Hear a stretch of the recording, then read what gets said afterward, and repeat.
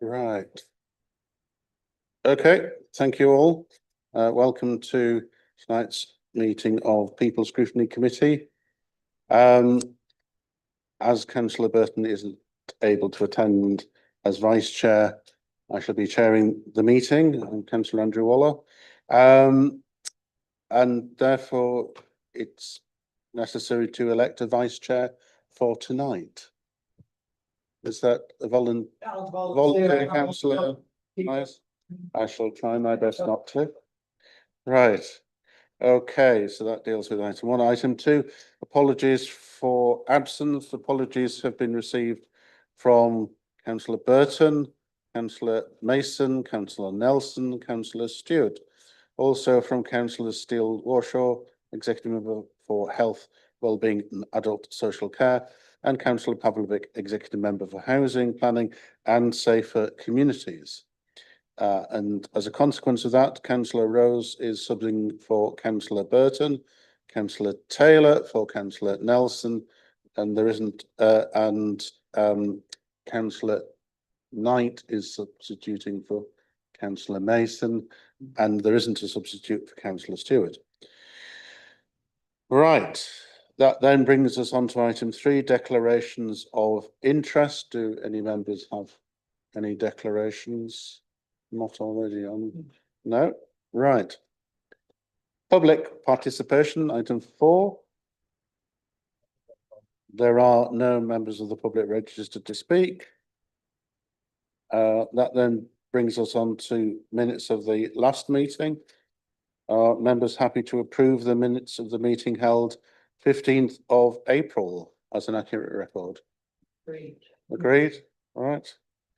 Thank you. Right, that then brings us on to agenda item 6, housing allocations policy review. So we have Dennis Southall and Andrew Bebbington. Thank you, Chair. With your permission, I'll summarise the report and recommendations. And we have a short presentation we'd like to show you, which gives context and background information on the allocations policy and the proposed changes, which hopefully the committee will find useful. Okay, the report. The purpose is to update the Council's housing allocations policy to ensure legal compliance, improve fairness, transparency and consistency, and make best use of limited social housing stock. Context is that we have around we allocated around 700 homes in 25-26 financial year, with approximately 40% of those going through registered providers, and those are our housing association partners. We operate a common allocation system across the city. Demand remains very high, with significant affordability pressures on the population around housing, and our policy must comply with the Housing Act 1996 and any new government requirements, which seem to come quite thick and fast these days. The main proposed changes are stronger support for domestic abuse survivors in line with the Domestic Abuse Housing Alliance accreditation that we are seeking. Compliance with updated government rules on local connection and armed forces prioritisation. A clearer framework for health and wellbeing priority awards. Improved use of adapted properties. Multi-agency panel approach for complex cases. And streamlined pathways for mental health needs and armed forces applicants. The approach builds on existing person-centred practices that we've embedded in the allocations process. Will incorporate tenant and stakeholder feedback, and will undergo further consultation before final adoption.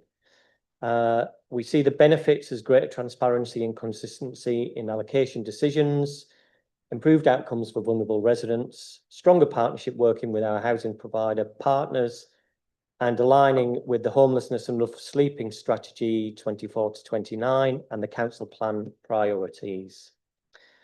There are some risks with mitigations. Those are the potential increased workload and impacts on local applicants, mitigated through clear criteria, staff training, a phased implementation, and ongoing monitoring. When I talk about the phased implementation, I'll also point out this is very much IT dependent as well, and we need to develop the IT to implement these changes.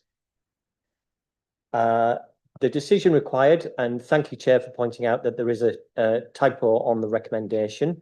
What we're actually asking for is for the committee to, 1, support the proposed policy changes, and 2, to support delegation of authority to the Assistant Director for Housing for final amendments to ensure compliance and any minor updates as well.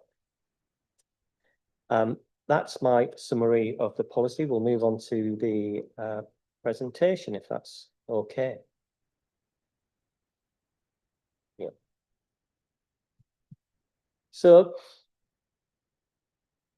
looking at our allocations policy objectives, just to summarise that it is really a balancing act between a whole host of competing priorities, duties, and requirements. As you can see there, meeting housing need is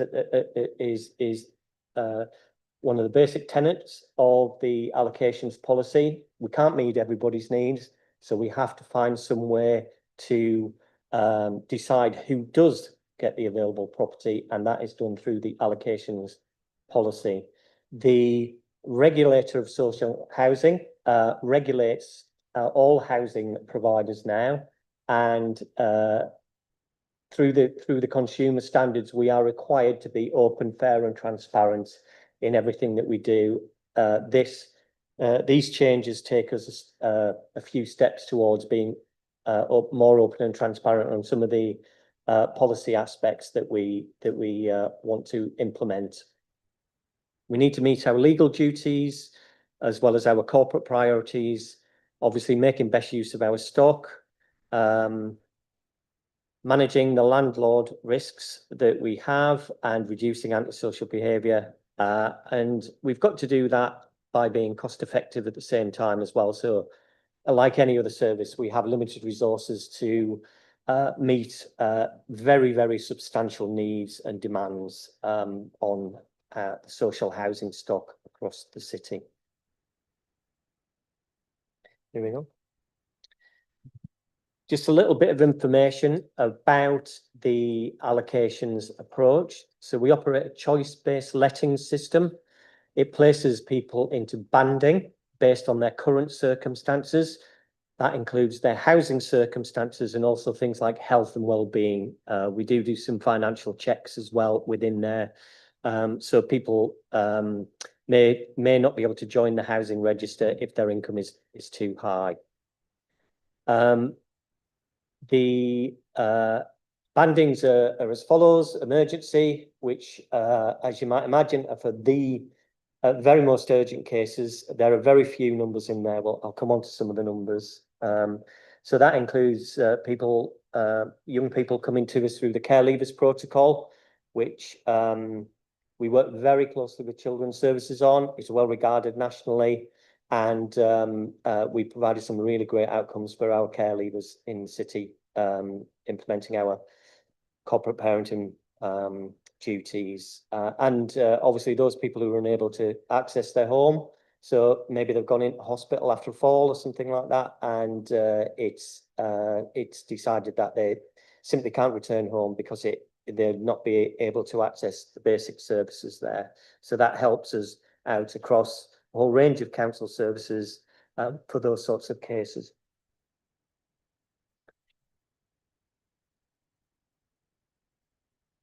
I've had a request for you to move the microphone closer to you. Oh.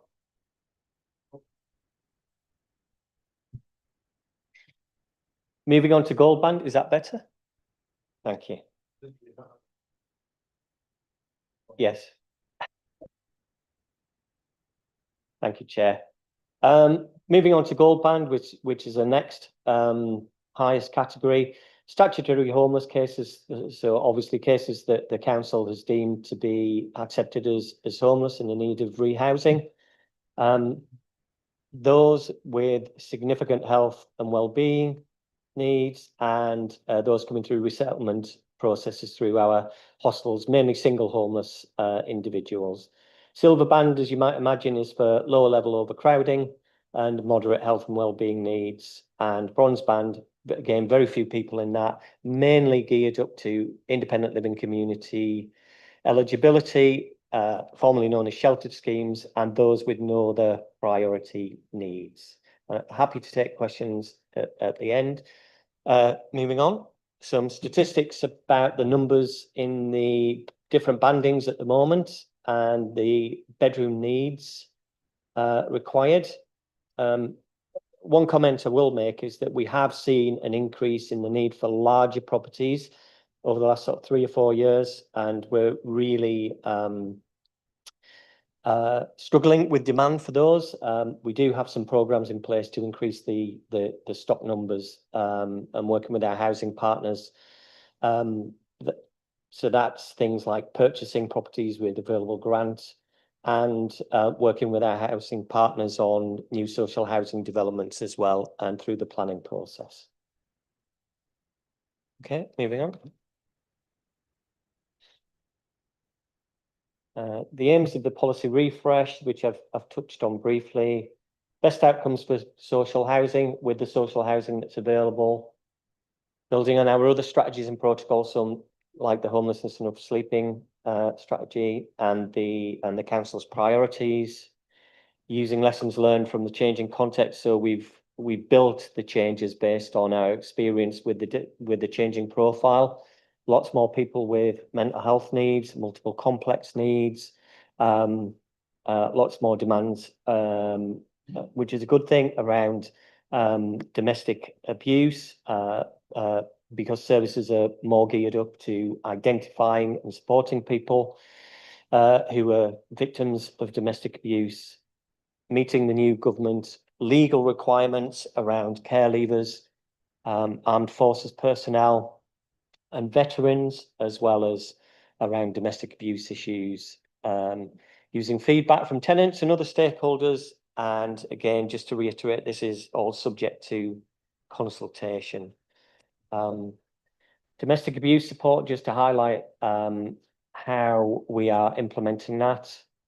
Enhance access through the homelessness pathways with safeguards, addressing barriers to rehousing through rent arrears, so disregarding those in cases where it's appropriate and domestic abuse is an issue, which has been a barrier in the past.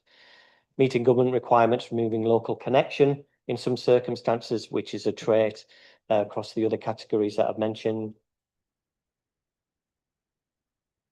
And reflecting our local policies and the domestic abuse risk assessments that we are required to carry out under the domestic abuse legislation. Thanks, Andrew.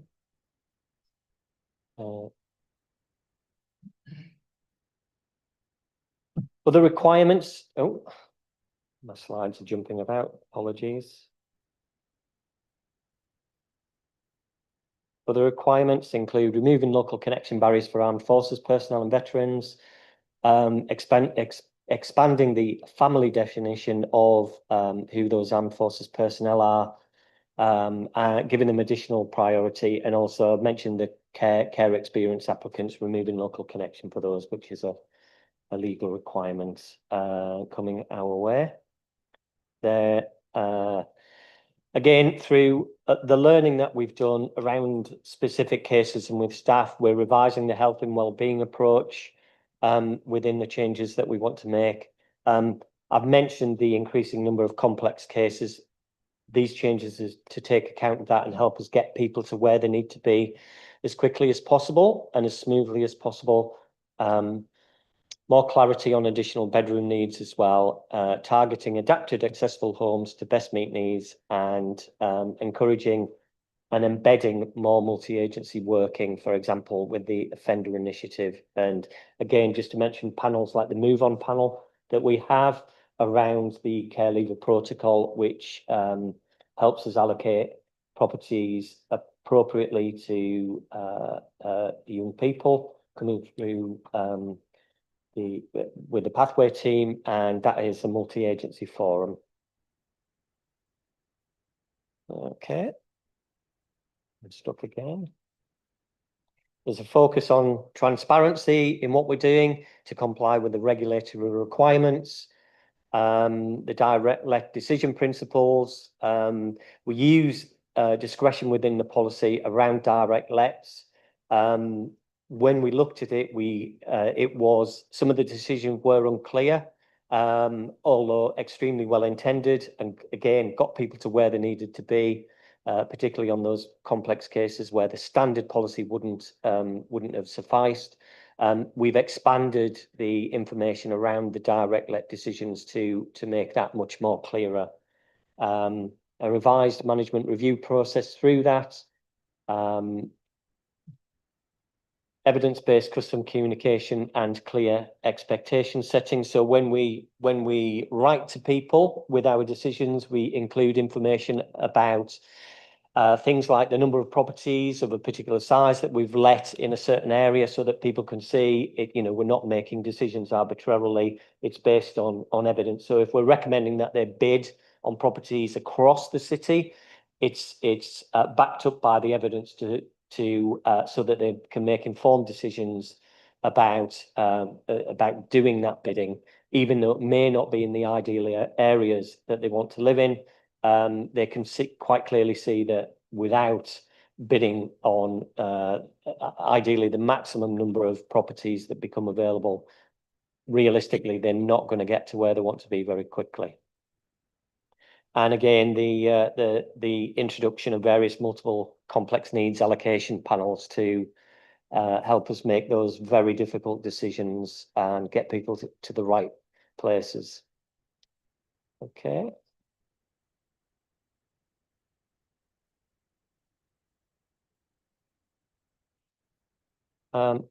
We've streamlined, or we're hoping to streamline needs assessments further and set that out. So we get a lot of demands across from particularly children's services.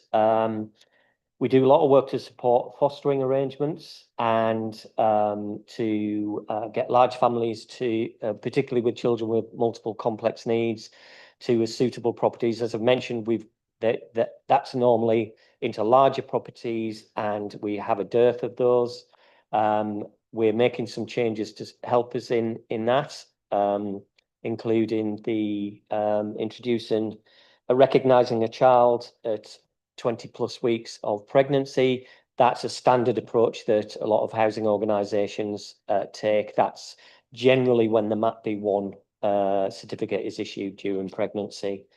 Updating 16, 17-year-old provision to reflect the multidisciplinary pathway that I've mentioned. Looking to be more flexible about cases where there's an intractable neighbour dispute. We don't tend to solve neighbour disputes through the allocations policy, but where it's been deemed that absolutely everything has been tried, we're introducing some flexibility about that. So don't expect us to be moving people who are falling out with a neighbour willy-nilly. That's not going to happen. This will be in a very few cases where all other options have been tried and failed. And a revised income qualification approach, which Andrew can talk a little bit more about if you have some questions following this.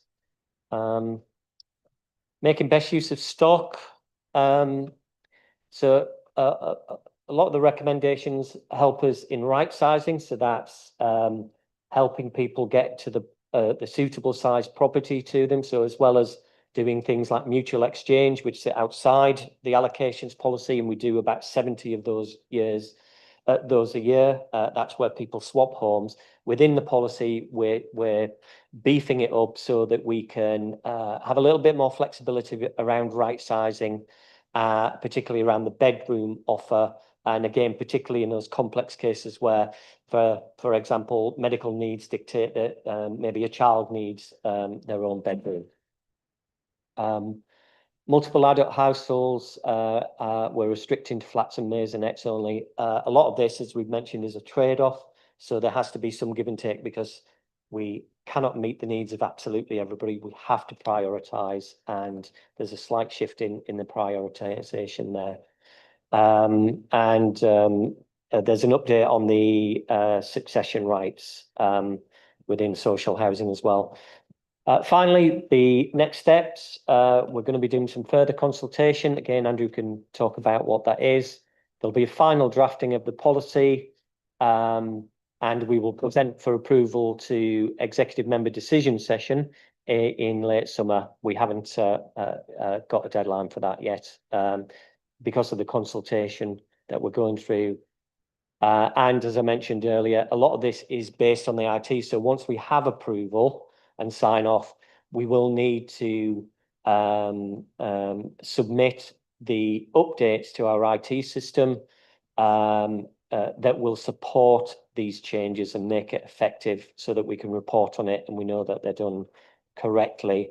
As you might imagine, there is a huge demand on the resources available to update our IT system, so it will be subject to scheduling that in against our other priorities. So although we'll be making these decisions, they will not be kicking in immediately, which gives us an opportunity to do lots of publicity around them and make people aware of the changes, and obviously refresh the memories of councillors and members and other appropriate partners.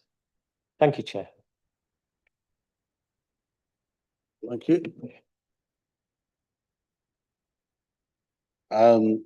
Just as a preface, because there have been some changes to the recommendations, and in consultation with the chair in advance of the meeting, there's an agreement that comments could continue to be made for the next week and then would be signed off by myself and the chair to ensure that people who, for one reason or another, connected with the heat, were not able to make it tonight, that they were still able to participate in the scrutiny process. Okay, so Councillor Taylor was quick off the marks there.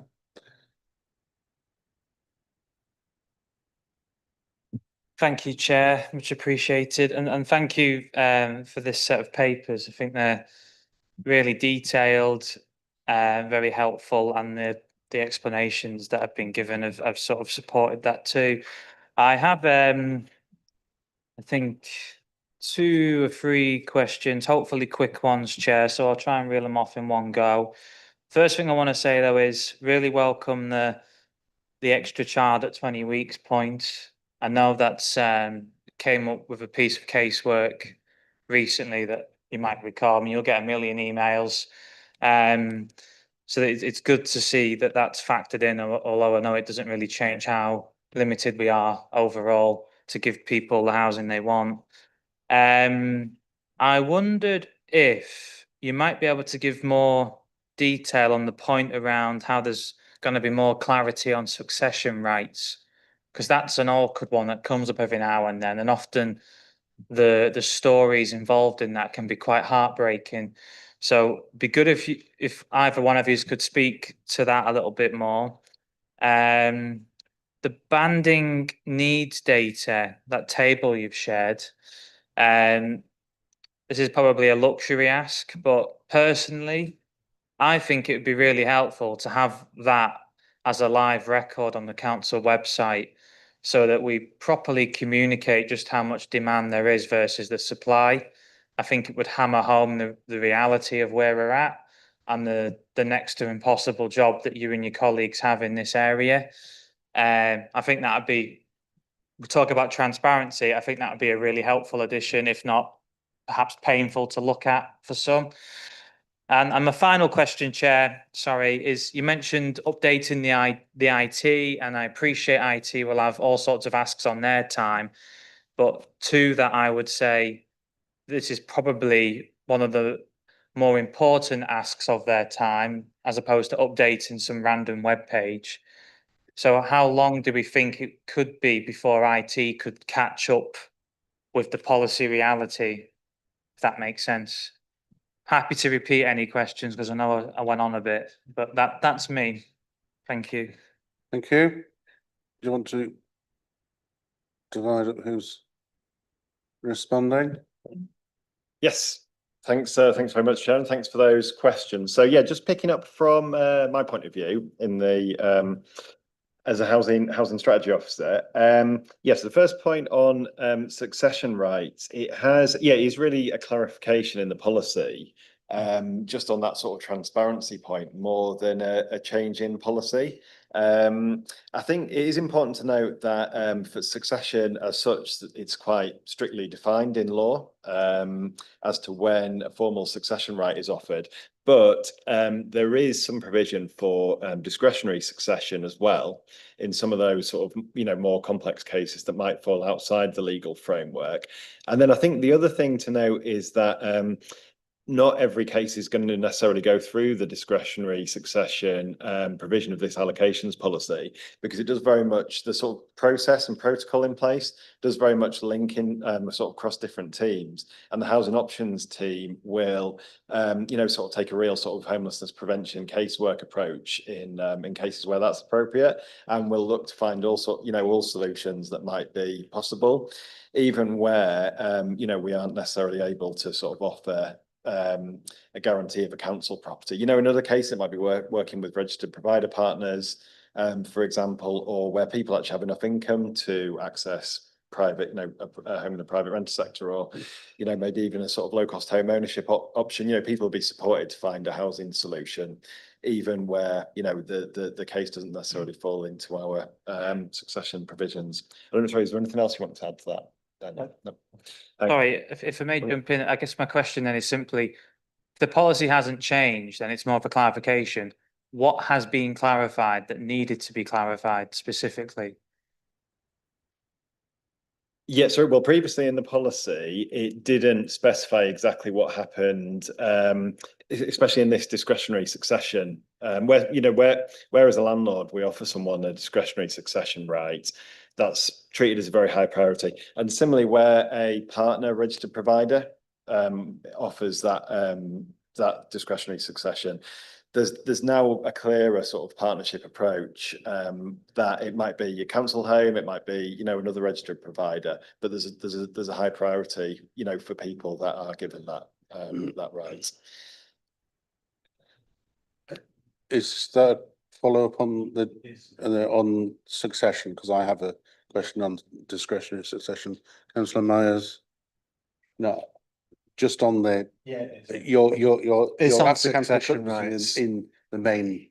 This is the only real Only- question I want to go on anyway, and it still feels unclear for me, as Councillor Taylor's mentioned, being involved in these types of cases is really difficult, and it's difficult to understand where the council's coming from. So at this stage, discussing this policy, I'd be really keen to properly understand how flexible you're leaving yourselves to offer discretionary succession rights, because it doesn't sound like you are. I know there's a legal process that you have to go through, but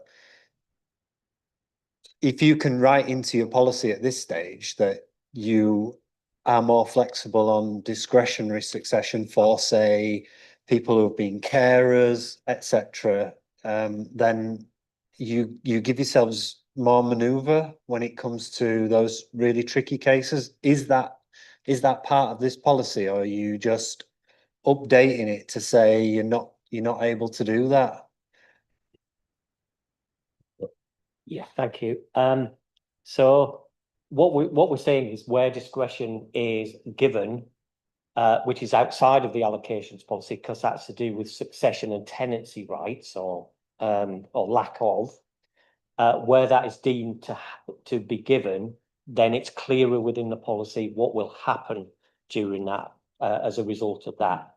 With regard to succession, as Andrew has indicated, the definition is really, really tight, particularly since the 2012 changes.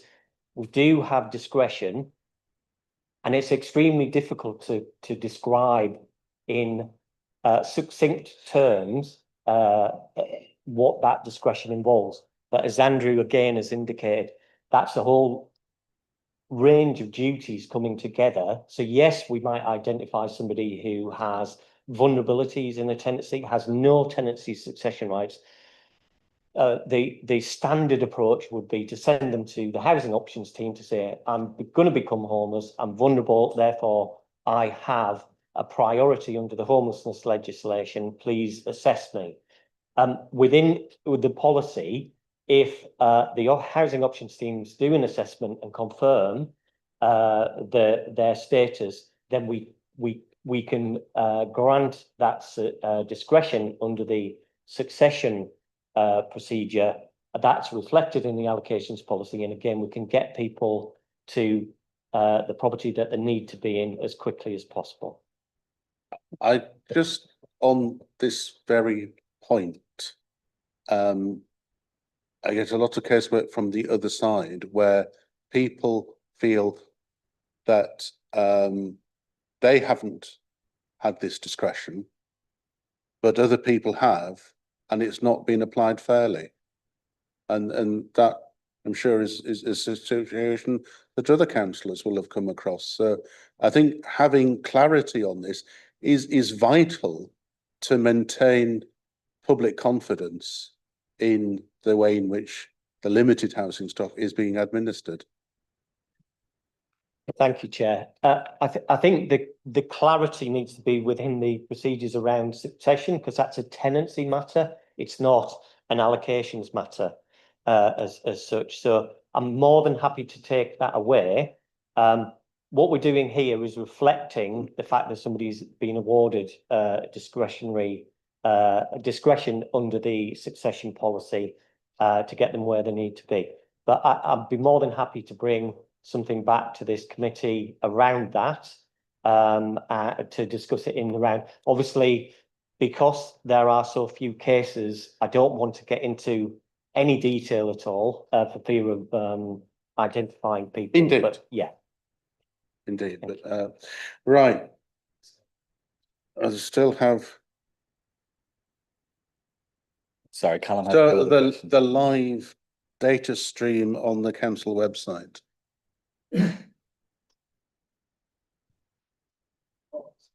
Yeah, sorry, yeah, that's thanks, Chair. Yes, yeah, regarding the council website, no, I think that is one that we can certainly take away and you know, explore if that's going to be possible. It would be a different team in the council, I think, that would need to set that up. So we'll have to check on you know, the sort of capacities to do that. But yeah, I think it, you know, to have a sort of web data available about needs, you know, yeah, sort of granular needs data for housing would be, you know, very much in keeping with our sort of aims around transparency, you know, and you know, giving people clear expectations and, you know, hopefully, you know, also seeing how those needs can actually be met in the best possible way through you know, this whole set of housing strategies and other work that's going on. And so yeah, I'm happy to take that one away and look at. Right. Okay, and the other point. Yeah. I understood from Councillor Taylor, you were simply welcoming the 20-week. Yeah, thanks, Chair. Absolutely welcoming that. And then I just asked about how long we think it would be to update the IT side of all of this. Thank you.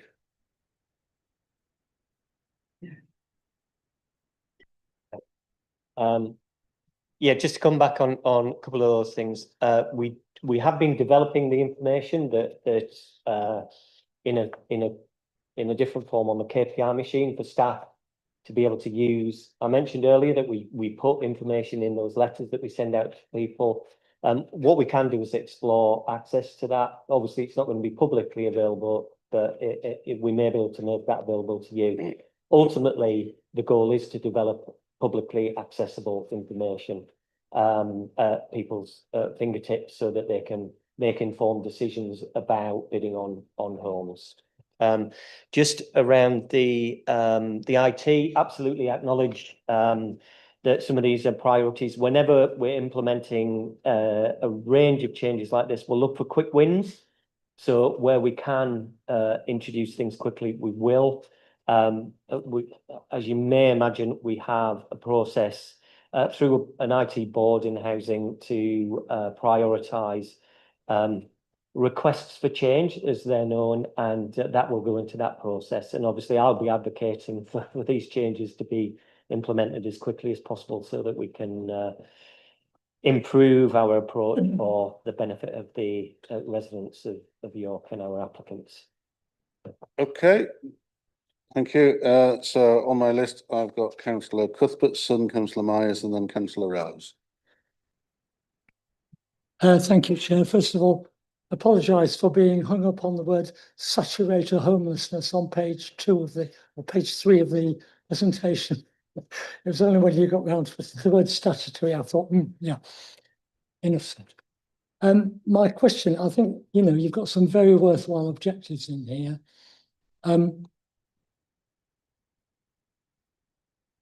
Thinking back to my own experience in this kind of world on the IT side, I wonder if you've got any thoughts on using simulations based on snapshots of data over, say, a 2-year period or a 3-year period. So you can look at the situation and evaluate what the outcome would be at 3-month intervals or whatever's convenient.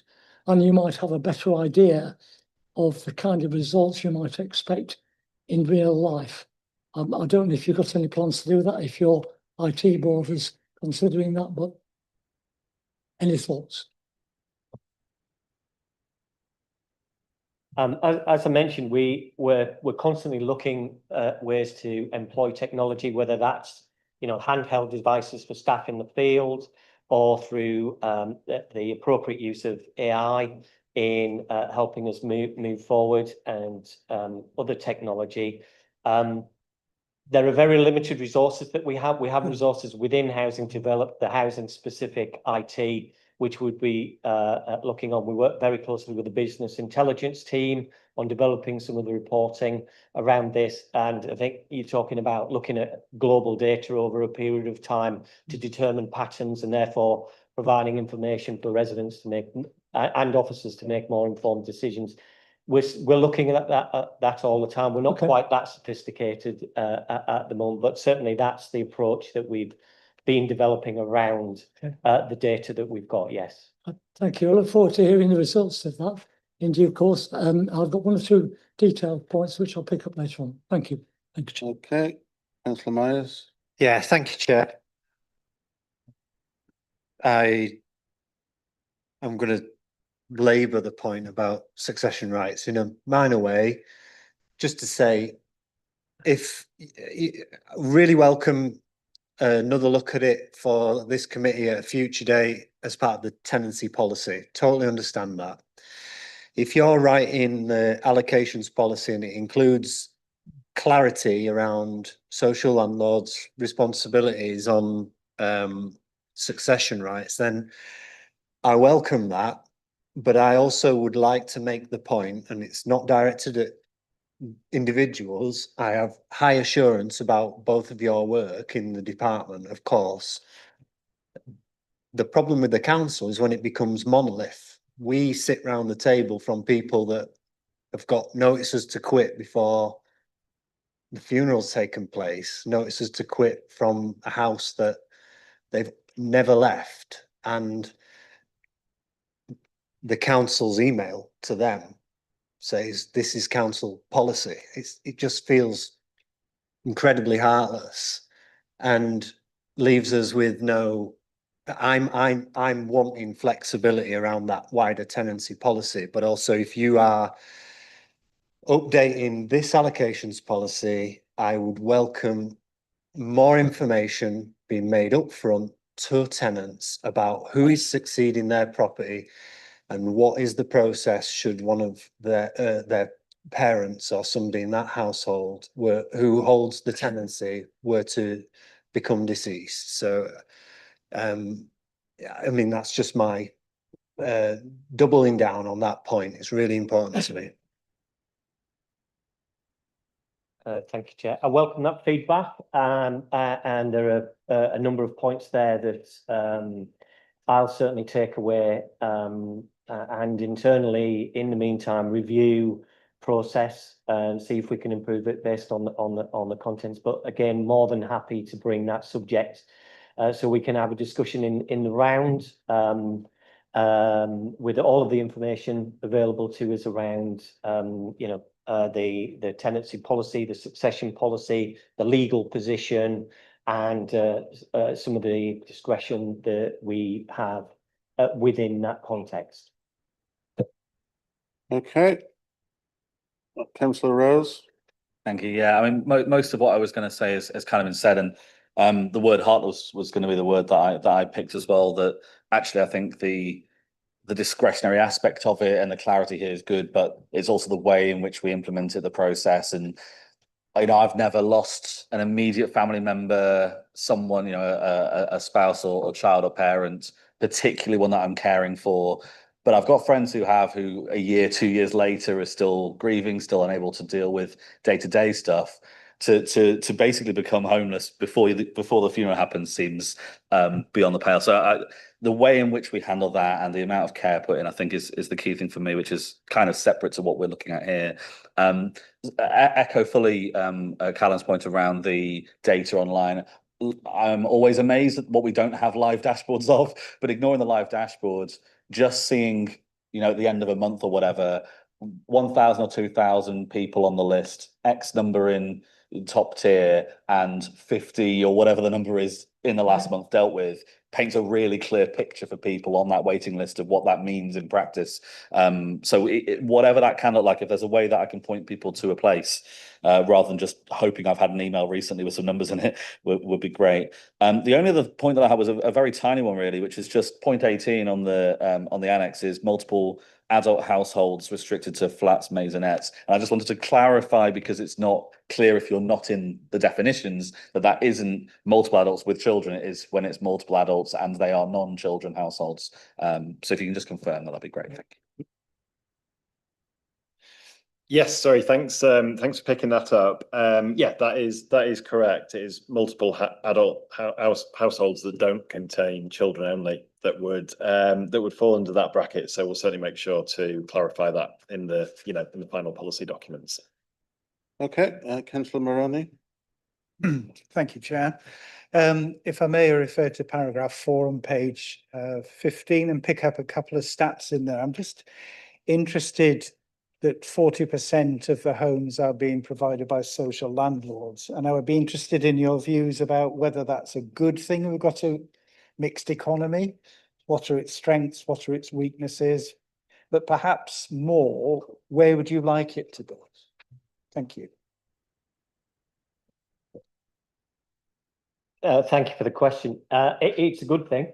It means that the fact that we have this partnership and that residents in wanting to apply for social housing in York only need to apply to one organisation, the council, is great. The feedback around that is that previously we've had a situation where they applied to a number of organisations in the past. It's of the right size as well. Again, based on feedback, we left the North Yorkshire Home Choice Partnership, which covered the whole of North Yorkshire, apart from Harrogate. In the past, we left that about 4 or 5 years ago. So people want, and the evidence showed this, they wanted to stay local, and the evidence showed us that they did stay local. So it meant that we were focused very much on residents of York.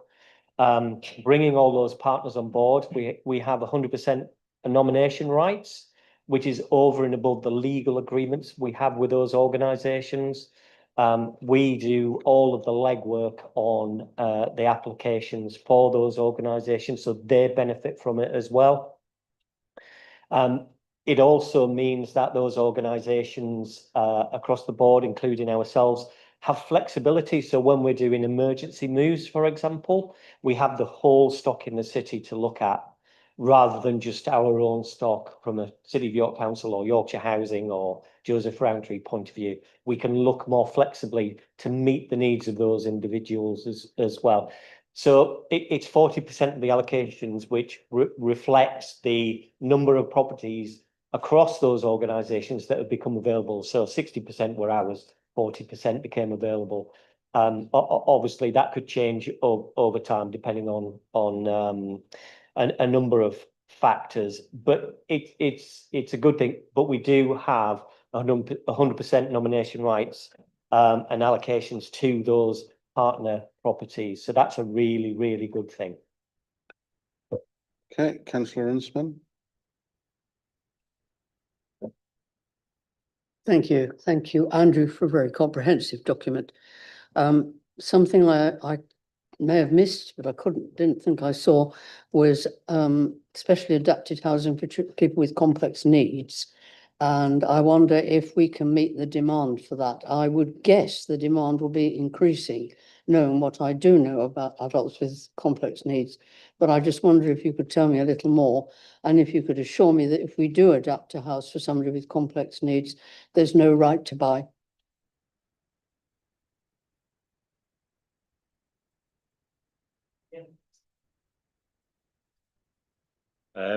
Yeah, sorry. So that is a really important part of the allocations policy, certainly, is trying to, under the bracket of making the best use of stock, one of the most important sort of areas is people that have got a need for an accessible home. Undoubtedly, the team puts in a huge amount of sort of person-centered work from various cases that I've, looked at in developing the policy and talking about the approach there. They're really putting a lot of work to try and match those properties that are coming through the system to someone with a need for maybe a wheelchair accessible home, or a property that's got some form of adaptation like that. And there is a few sort of updates, just partly learning from experience, I guess, in the policy change, just to improve the sort of that matching process, really, to give everyone that's got that need identified the best chance of getting a suitable home. It is something that is taken into account in the sort of planning process as well, and new build development schemes, where we use the evidence that we've got through the housing register and that identification of specialist need, and that informs the kind of properties that we look to get through Section 106 planning process, through our own housing delivery programme, and through going back to that work with sort of housing association partners in the registered provider sector as well, to everything from sort of one bed flats that might be wheelchair accessible, with appropriate lift provision or on the ground floor, through to sort of family bungalows for larger households with an accessible need.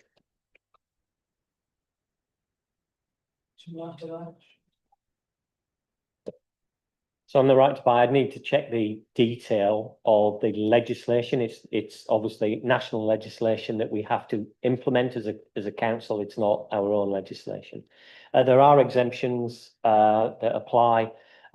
Recent changes to the right to buy scheme have made purchasing homes much less affordable for people. So the thresholds of the discounts are much higher now. And therefore we anticipate that the number of right to buys actually happening falls dramatically. Those changes came in at the back end of 2024 around the threshold. But I can take that question away and provide an answer to that one, a more detailed answer. Right, councillor Knight. Thank you, Chair. Just a quick question just about the numbers allocated in 25-26. Just from my understanding, has that been a steady increase? Because I think you suggested, as I think we know, there's been a tremendous increase in the demand for the housing, but is your allocation sort of keeping up with that? Or is it been a steady increase? Is it flatlined? Do you anticipate a significant increase next year? Where does that sit? So the number allocated doesn't fluctuate much over time. It's normally between 550 and 600 from memory in our own stock, and that will include some transfers as well. So that's moving within our own stock rather than allocating to people from outside. It depends on the number of properties becoming available. as, and again, the interplay with the right to buy. So, you know, we lose stock through the right to buy over time. We've also built some properties. Again, we've increased the number that we've built in the last year. I think we've doubled the number. From memory, Andrew might have some numbers that he can tell you. So, it's a complex answer to what might seem like a fairly simple question. What does increase periodically is the demand, the number of people on the housing register. We do periodically do exercises where we check whether people still want to be on the housing register, and whether their application can remain live as well. And that means that we get a dip in the numbers on the register, but it very quickly fills back up again as new people come on. It is very much alive, a living thing, the housing register. It'd be nice if the 1,400 people on the register, once they were housed, that'd be it. We could all shut shop and go home, but it's not like that. It's just constantly renewing itself. So there's an interplay there between, you know, the demand in wider society. For example, the Renters' Rights Act coming into play may alter demand. We don't know how that's panning out yet. It'll certainly, we believe, have an impact on the number of people coming through the homelessness route, because of the changes that have been made potentially. So it's very, very difficult to give you one single straight answer. Hopefully, I've explained some of the factors that go into making that figure over time. Okay, thanks for that. Right, so everyone has had the chance to ask questions. If you have supplementary ones, then be brief. So, Councillor Cuthbertson, you had some supplementary questions? Forget my questions, Chair. They're noddy ones and I'll find out later. Okay, thank you for that. Right, okay, so notwithstanding the comment I made previously that if there are questions that people want to raise, then send them to Councillor Burton and myself. I just had a few points I wanted to raise on Annex B 1.3. You only refer to casework to the MPs. Casework does come to councillors. I would add the auto bidding 4.5, a number of queries that I certainly receive are from people of an age group that are not that familiar with IT. And so it's understanding how that could help those. It seemed very specific within this reference, but it does have a broader potential audience. Question? Oh, yeah, sorry.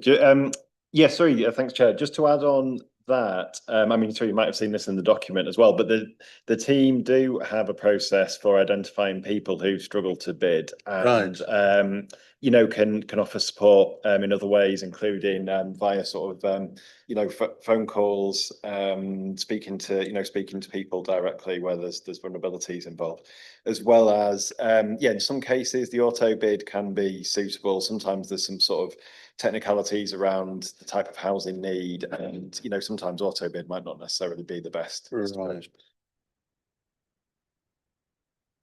If I may, just to add, Chair, that auto bid is a very blunt instrument. It isn't very sophisticated, and as Andrew's pointed out, we do offer a slightly more person-centered and bespoke service to people who really struggle through phone calls and sessions in the community, that sort of thing as well. But without getting too technical, it's not something that you can tailor very well to the individual needs. It will bid on absolutely any property available that comes anywhere near matching the needs of the applicant. Okay. I could ask a number of questions on where allocations go wrong, and the way in which that situation can be addressed, but I'll follow that up in in writing. I think just to round off, it was really the independent living, which I understand has now been renamed independent living space. Well, I was informed this morning by it's looking at how what was sheltered. We were all very clear what sheltered meant on both sides, and that created a critical mass of caring need and everything else, and that seems to have become a bit disjointed of late. Is this going to address that issue?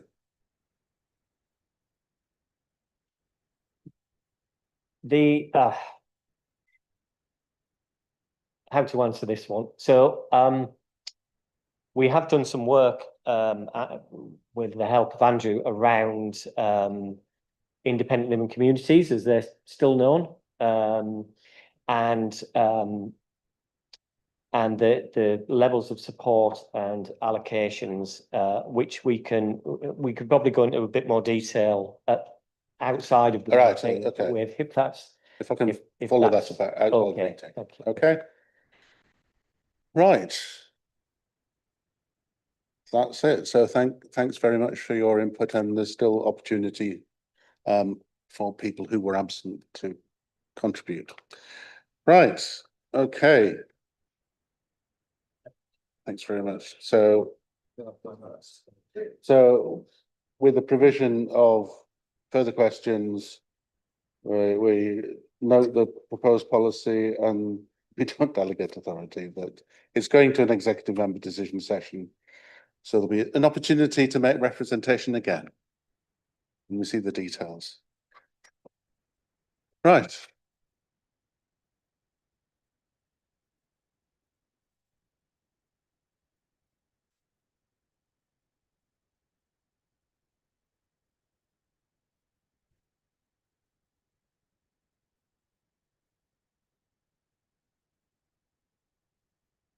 Yes.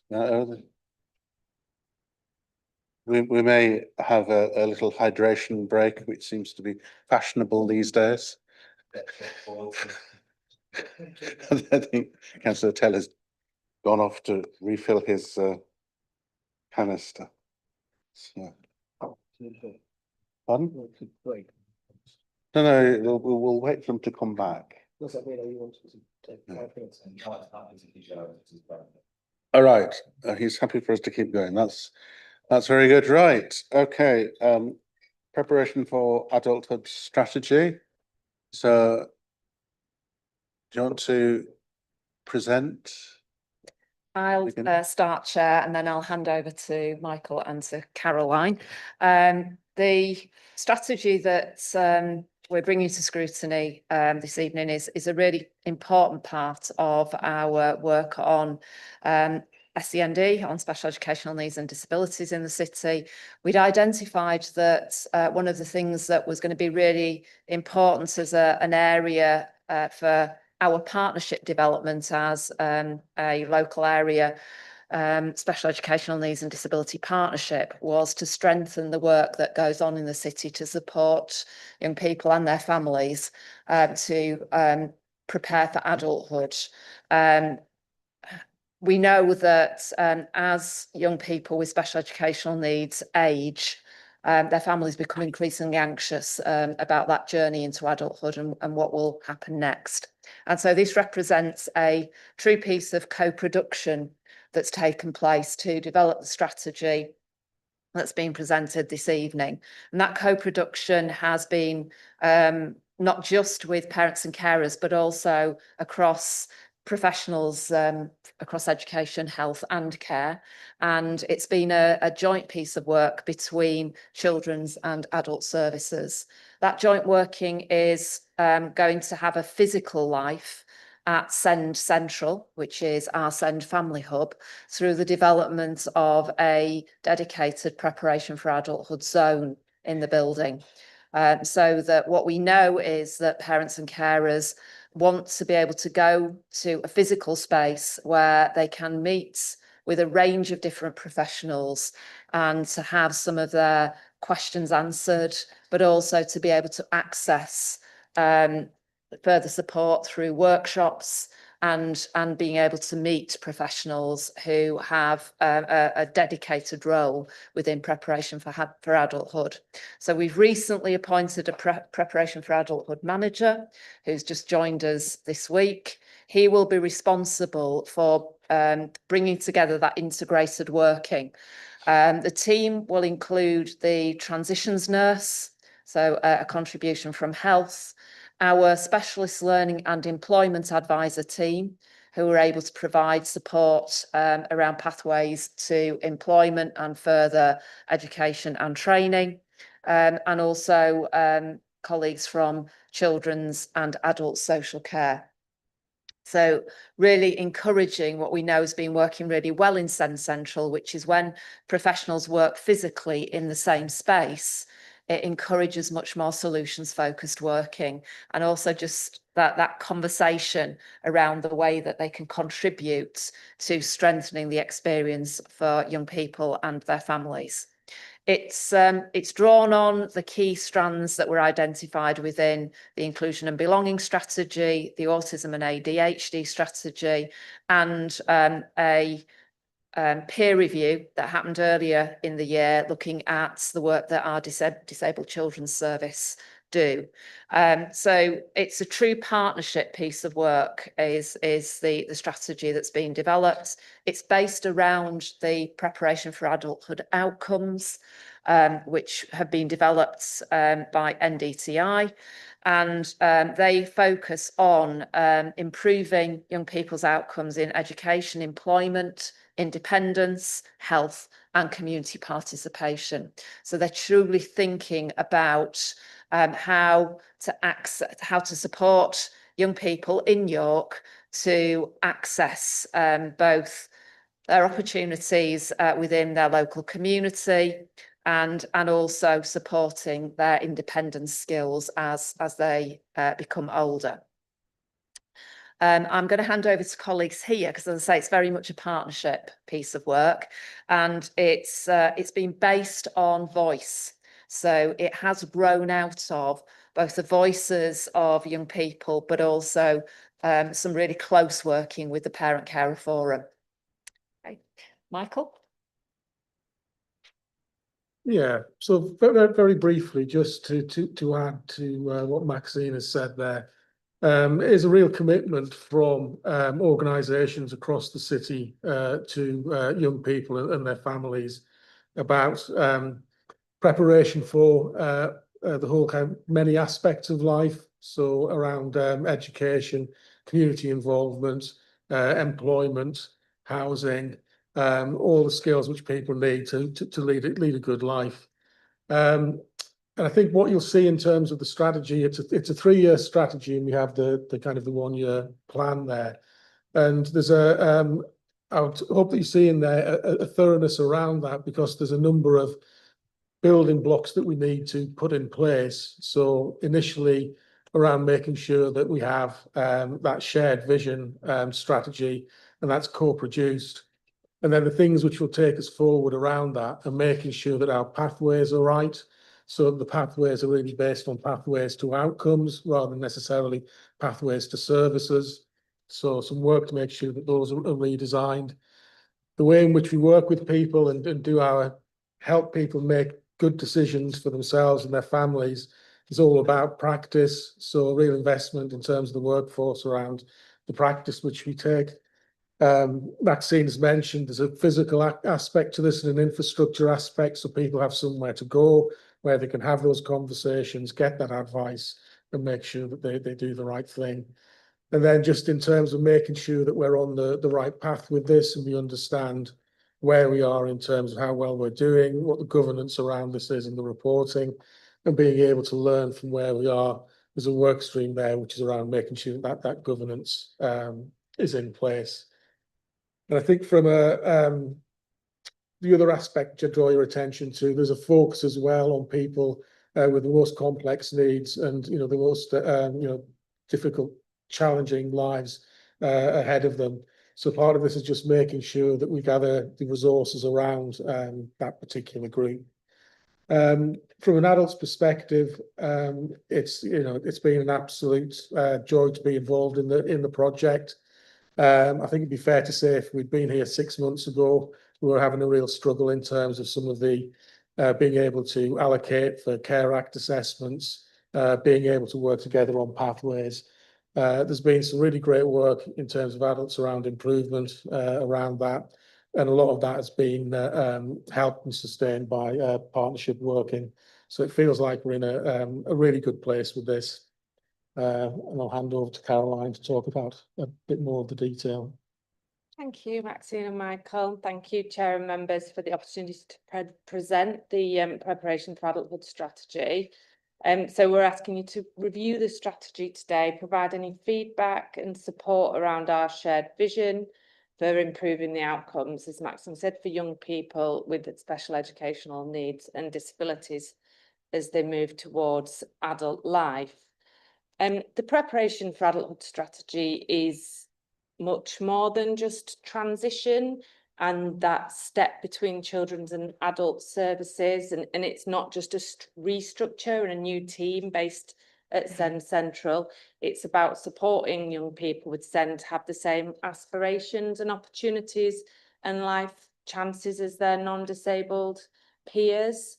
And it's about helping young people develop independence, including living independently, moving into supported and independent housing, achieving good health, accessing education and employment, and building relationships and participating in their communities and leading towards living fulfilling lives.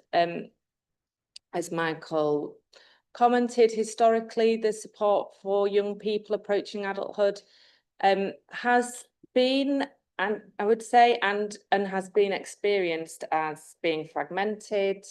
Families have told us that they can struggle to understand who's responsible for what, when planning should start, where to go for help. Professionals have told us that systems feel complex, that they don't join up well, and that opportunities for much earlier planning have often been missed. So the strategy responds directly to that feedback and those challenges. It sets out a 3-year direction for York and establishes a shared commitment across education, health, social care and employment and skills, and our community partners. And as Maxine said, it's not been developed in isolation. It's been shaped through, I would say, true co-production and engagement with young people, with parents and carers, with the Parent Carer Forum, and with practitioners and our partner organisations across education and health, and adults and children's working together, services working together on that. And we've drawn on learning from our own internal review, from our audits, from best practice, and from the ambitions that were already set out in York's inclusion and belonging strategy. So this strategy at heart has a simple vision, and that's that every young person with SEND in York is supported to prepare for adulthood from a really early stage. And that is a key difference in working practices that we seek to achieve, that actually preparation for adulthood doesn't start at 14 or 16 or when that referral goes on to adult social care. It really needs to start in those ambitious goals and aspirations for our young people with SEND in the city early. So thinking, when asking those questions when they're 4, when they're 6, about what they want to be and what they want to achieve, and thinking about those goals for them and how we need to support them through that. So the strategy focuses on 4 key priorities. Firstly, creating a shared citywide vision for preparation for adulthood so that all services are working together towards the same outcomes, using the same language, and sharing our understanding of support needs for young people and their families. Secondly, it's about strengthening the preparation for adulthood pathway. Families have told us that they want information to be easily understood.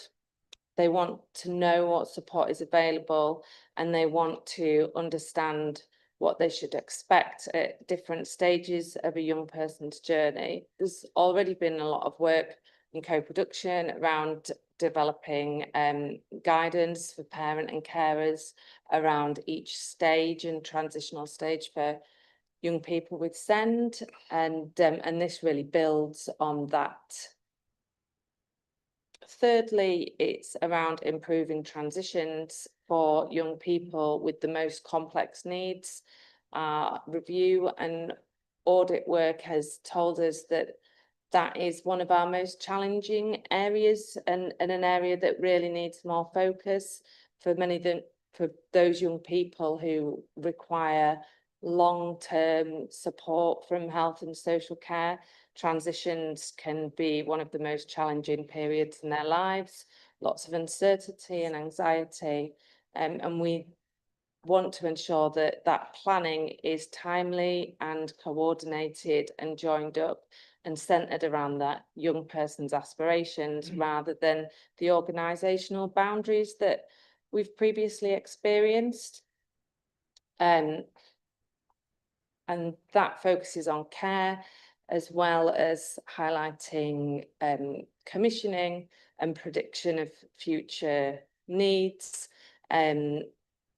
So working together operationally in a better way to ensure that we're having those discussions much earlier. So, for example, as Councillor Runciman pointed out, we need to be able to predict housing needs. We're having those discussions at age 14 and in a joined up way, so that housing can be sited on where those key developments are, so that we know how many young people we've got turning 18 who have the most complex needs, who are going to need a property that has capacity for 3 to 1 sleep staff, for example, and so that we can actually be ready, so that we're not coming towards situations at 16 and a half, 17, where we don't have those properties available for those young people. So finally, we're creating a more integrated way of working. And through the development of the Preparation for Adulthood offer at SEND Central, we're bringing together expertise from social care with a social worker from Children's Services and a social worker from Adult Services, working together, Preparation for Adulthood nurse, employment and education advisors, and OT support, looking at enablement and independence at a much younger stage, so that young people and families can experience a joined up approach rather than having to tell their story repeatedly. They have a one place to come to, and one place to consult with and get all of the information that they need. We've got consultation around PFA at SEND Central running over summer 2026, looking at co-design, working towards delivery of key sessions, workshops, and learning to take place from the new school term. Development with partners will take place as well over the summer to grow our offer and make PFA at SEND Central a place where young people can feel a real sense of community and inclusion. I spent some time with the young people from the LD Partnership Board last week, and some of their feedback was that that's something that they really miss, and something that they really hope from SEND Central, that it will feel like a place where they can go with their peers, and where they feel that sense of community and support. So, I mean, that's one of the most significant changes, is having that base and that offer from one centre, so that families don't experience having to navigate multiple systems, and they really feel held, and that there's a team around that young person. So you might ask what success will look like. And success is not being measured simply by service activity, although obviously we will have key performance indicators that we're tracking, dashboards to indicate where we are allocating more rapidly at the right time. But it will look like young people progressing into employment, so an increase in education and employment opportunities, training and education, more people developing independent skills, more people living in their communities, so an increase in supported housing and young people living within those settings, better experience in transition for families through feedback from Send Central, improved partnership working between agencies, and ultimately improved outcomes. The strategy supports a number of wider council priorities, so it contributes directly to our ambitions around inclusion, reducing inequalities, supporting independence, improving health and well-being, strengthening communities. It's not a strategy that is something that is going to get publicised and then sit. It is underpinned by a delivery plan, governance arrangements, and annual reporting, and a programme of co-production to continually learn from young people and their families. Progress is monitored through the Preparation for Adulthood Strategic Group and through Send governance arrangements. As we move into implementation, our focus will be on embedding the new integrated model at Send Central, strengthening our data. I was interested in the discussion previously around some of the barriers and concerns around that forecasting arrangements. There are actions to link in with business intelligence and IT on what that will look like, because those systems barriers, I recognise, can be some of the most frustrating when systems don't communicate, such as between adults and children's. It can make things more complicated for tracking, and hopefully by working together in that space with the new service manager who will sit across adults and children's and both systems, that will support us to understand those barriers and then take them to business intelligence to then challenge those.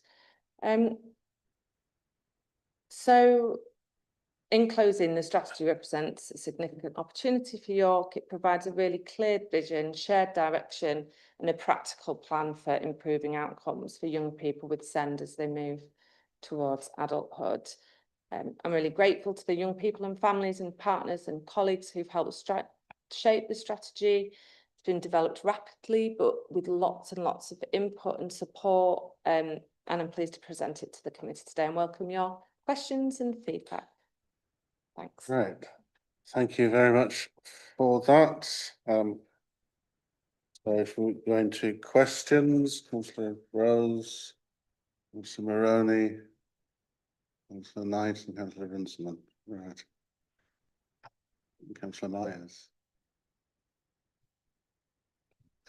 Thank you very much. I mean, it's an amazing thing to read through, and it's great the way we're looking at it, and or the content looks fantastic. There's one bit that I just wanted to dig into in particular in there, which is around the training piece, and it's just to kind of get an understanding of what your thinking is around scope and capability in that. So at the bottom of page 90, it talks about we will improve this by providing regular training, clear guidance for staff across education, health and social care. It's got a lot of other stuff in there as well, including supporting young people in developing skills for work. And there are kind of the two angles for that for me, one of which is the training for the people going through transition and what skills for work means. You've obviously got kind of people will think of skills for how to do the job.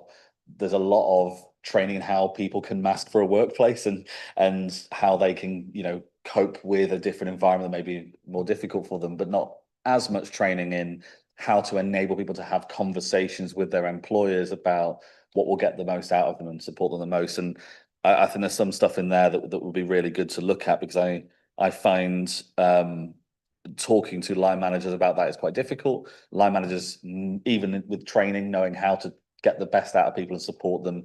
It can sometimes become quite an abrupt conversation around legal obligations and reasonable adjustments and stuff that doesn't actually help everyone make it easy for people with needs in employment. That extrapolate that across non-employment as well. But the big question for me, I guess, is what are your thoughts around where that training and guidance and what staff we're talking about there? Because obviously we've got employers, we've got schools, we've got as you say, age ranges down to 6 upwards, and then beyond 25 plus as well. That's too big a scope for the strategy, I kind of get, but what's your thinking in terms of the aspects we should be focusing on? Have you got more in mind than what's just written here? I think, well, I can, in terms of the support for social care and embedding the vision of the strategy, and there's training sessions planned and staff briefings across service, and a online training module around preparation for adulthood and how to build that in through all stages of work with our young people. But I will refer to Maxine for the skills question. Yeah, in terms of the skills and the pathways, one of the things that Caroline mentioned earlier is that we should be having those discussions from a very early stage. So it is us working with the city's SENCOs, particularly about understanding when children have got a plan, are they thinking early enough about how that plan is developing skills around independence, future employability, and beginning to think about that through the lens of the age and stage of education at which the child's at. So making those plans appropriate and transparent in terms of when we've included something in an early years plan, how is that early years plan helping that child to develop appropriate skills at that age and stage that will actually help them in the next phase of their journey through education, but also ultimately will help them to become more independent as they travel towards adulthood. And I think the thing that is really, really important is everybody having an understanding of what employability skills are that aren't just about, as you said, things that you do when you're in work. So it's really getting a very broad framework and training in place which describes the contribution that's made.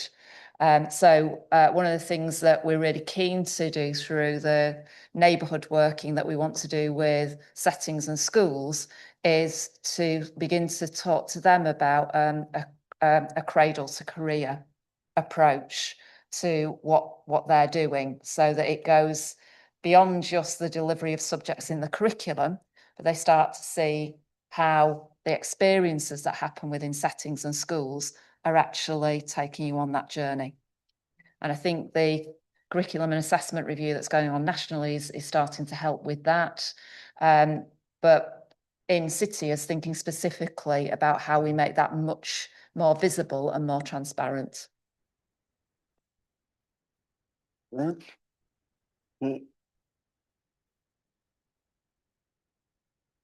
Councillor Moran. Thank you, Chair. Can I make an admission at the start? I'm not normally a person who likes reading loads of pages, but actually at the end of reading this, I felt really enthused. So I have to share that with you. It's quite an unusual emotion for me. I love the fact it's built on some fantastic preceding work. I love the fact it works across directorates.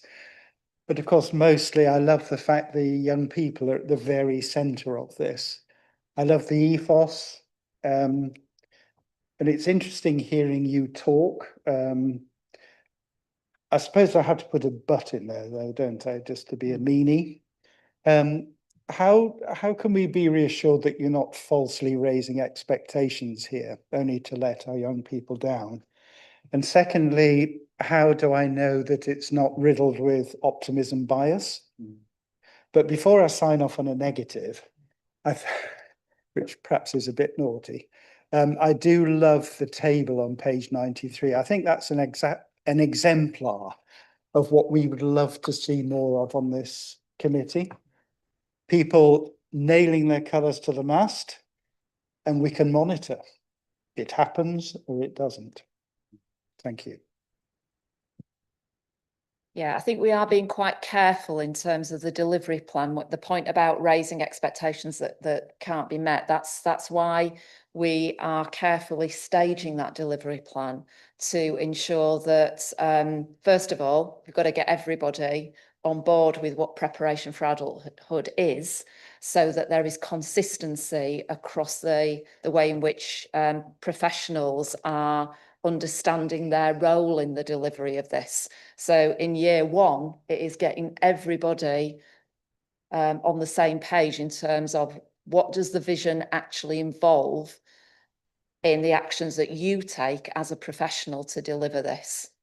And that's part of our rollout of the preparation for adulthood practice standard that is going to front load this piece of work, because to get that in place starts to make it real, because the professionals who are working on this then understand that they're part of that delivery process. Do you want to add anything, Caroline? I think it is, there's elements of it that we have to say will be a challenge. I think that across children's social care, there is going to be a need for a kind of a cultural shift in focus of how they work. So very much focused on their bit, and might sometimes miss the preparation for adulthood and the needs of young people with SEND, because they're focused on their child and care plan, or they're focused on their safeguarding plan, or whatever the presenting issue is. So I do think that is going to require work and continued training for that workforce. But there are elements of it as well that we're already really strong at, such as our NEET numbers are low. We have a really good offer for our post-16 moving into employment from our supported learning and employment team, and some of this is already embedded in SEND Central, the support from the PFA nurse. So a lot of it is already there, and it's been about pulling it together in one single strategic document and direction, rather than kind of fragmented across different areas.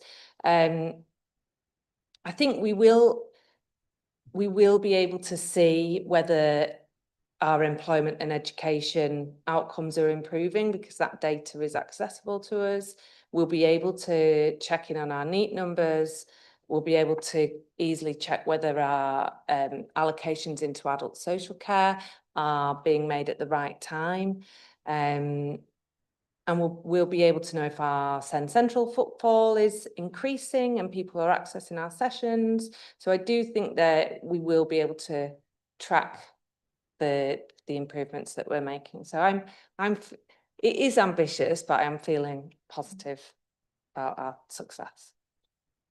All right. Yeah, and just to add to that. So I think to answer your question,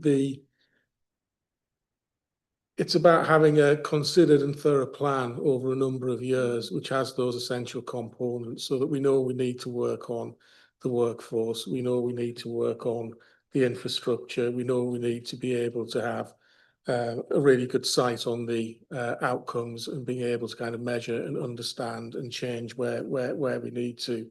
So I think it's that considered approach, alongside a real commitment to being ambitious and thinking aspirationally and listening to young people and families. And I think the combination of those two things is what we would see as helping take us forward in terms of the plan. Okay, Councillor Taylor, was that a follow-up? Yes, supplementary, Chair, if I may. Right. Thank you. So within that, there's been a discussion of sort of getting staff on board, and I just want to press on that a little bit more, because from a distance, I'm not doing the work of the staff that involve like social workers, for example. But my vague knowledge of their workload is that they're all really up against it already, to the extent that probably a lot of them don't probably have the time to think differently. They just have the time to do what they need to do. So I guess my question, trying to get this as useful or as practical as possible, is would we expect like year one to be potentially more difficult than has been laid out in the paper as you get that adjustment? Because it's going to be a big change to force people to sort of put the brakes on a bit and make the time to start working differently on top of pre-existing caseloads. Do you see where I'm coming from? Or I do see where you're coming from, but I think respectfully, I would challenge back to say that actually in children's social care, we've been working consistently for the last 2 years on slowing down our thinking and being able to take time to really have constructive peer challenge in the way that we're working, learn from when things have gone well. I think potentially the systems are not set up well enough to prompt social workers to think about preparation for adulthood at the early stage that they need to. So that is something that we can build in to ensure that through assessments they're getting prompts to consider what this plan is. There is ongoing audit work focusing on preparation for adulthood, and that will be as part of the learning cycle to feed that back to the workforce around how they are providing those goals and outcomes and setting them with young people within their EHCP. I think, yeah, it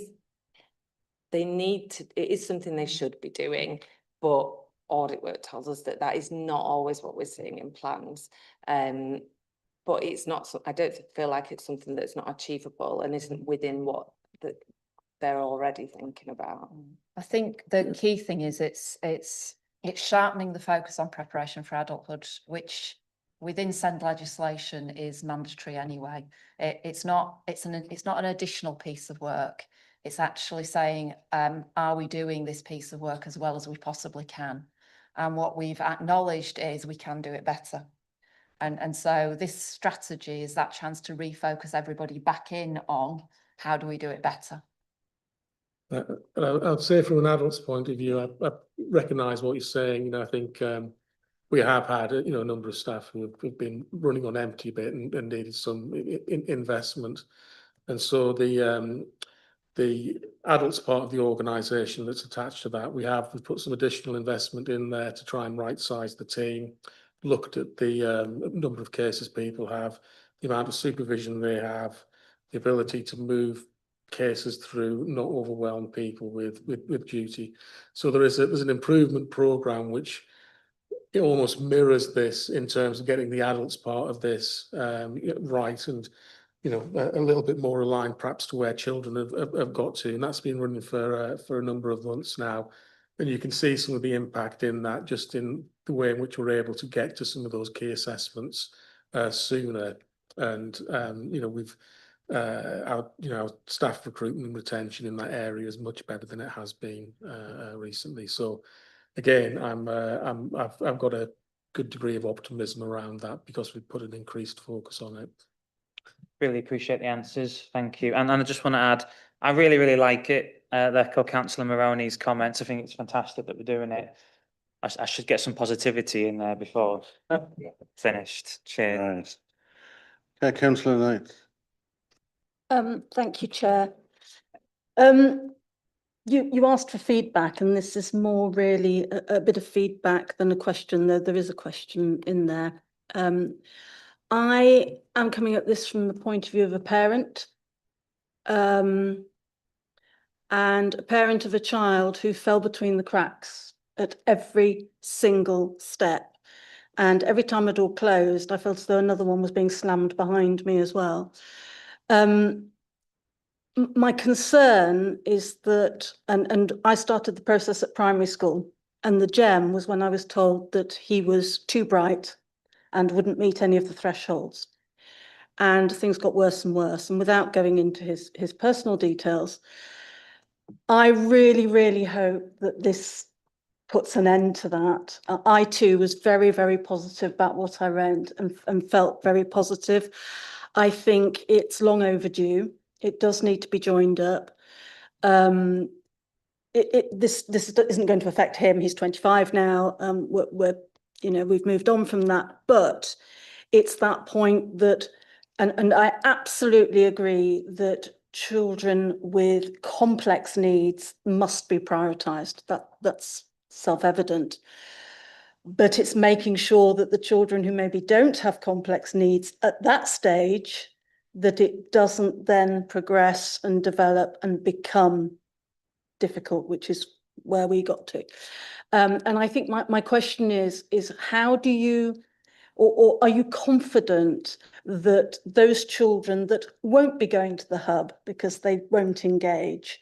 I mean, I consider myself a reasonably good advocate, especially where my son's concerned, and I struggled and found it hard.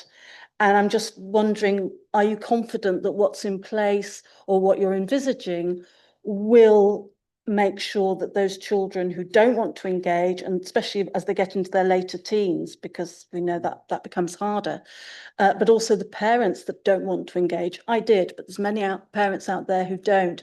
So it's just getting a bit of confidence from you that I'm sure you have thought of that, but what's in place to make sure that those children don't fall between the cracks. Thank you.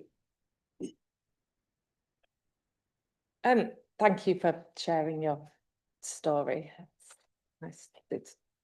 It's sad to hear that was your experience, but hopefully we are working towards fixing things and improving that for other families. I think there will always be a cohort of young people, especially with those with the high complex needs, complex mental health needs, high anxiety, young people that are stuck at home who are not going to be able to come and access those offers from Send Central in person. So we will have to think about that group within our operational group and how we're supporting them as professionals. And so we will be tracking those young people, because those are the young people that we'll be aware of. And you touched on the young people who maybe do not have the most complex needs. I think so just to clarify that the offer and the strategy is for all young people with SEND. So our drop-in offers running from Send Central will be open to all. The PFA nurse, the SLE team are available for drop-ins. It's not EHCP specific, it's not diagnosis specific, it's for advice and guidance for kind of all young people really who want to have some more understanding around what they're working towards. I think just to come up on that as well, I think I was this morning I had a meeting with some families of people with learning disability, and I think the key takeaway which I took from that meeting was people want to be engaged with in a way which suits them. We can't set the way of engaging because it doesn't necessarily suit everybody in the way they live their lives. And so within this strategy, there is a strong element around co-production. And I think if we hold ourselves to that, then the way in which we'll engage with people is to say, what will suit you in the way in which we need to have these conversations, rather than necessarily putting an expectation that there's a one size fits all. So I hope you see that thinking through the strategy. Councillor Runciman. Thank you. I want to ask you about quite a tricky area from my past experience, and that's where ambitions and expectations clash. And the example I'm thinking of is where a young person would like to live independently and their parents don't want them to, because they don't think they'll be able to. And I wonder if you're going to have the facilities to be able to sort that sort of thing out.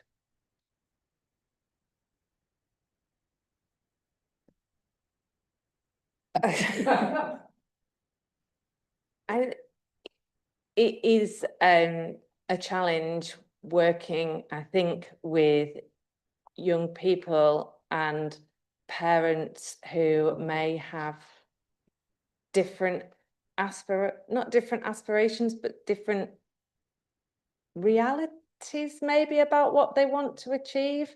I think it's for me, and as part of the strategy, these young people, they have capacity to make their own choices and their own plans and have their own aspirations, and I feel like we should be supporting that within this any way that we can, and working alongside parents to help them perhaps move towards recognizing what their young person wants to achieve, if that is something that can be achieved safely for them to live in supported accommodation or semi-independently, then we need to listen to that young person's voice, I believe. So yeah, that feels like it is, that feels like social work, and that's, kind of what we got into these jobs for. And I suppose when situations feel the most difficult, it's perhaps when we haven't had early, frequent, consistent conversations with people where we've helped to expand people's options and people can have good conversations about what those are. And that unfortunately still does happen where we're actually kind of coming in and the options are limited and the conversations feel a bit urgent, and that's not great. And so what I'd want to see through this is that we have earlier, more frequent, more consistent conversations which help build options for people. And I think that's the way in which we try and break out of some of those situations which sometimes we do see.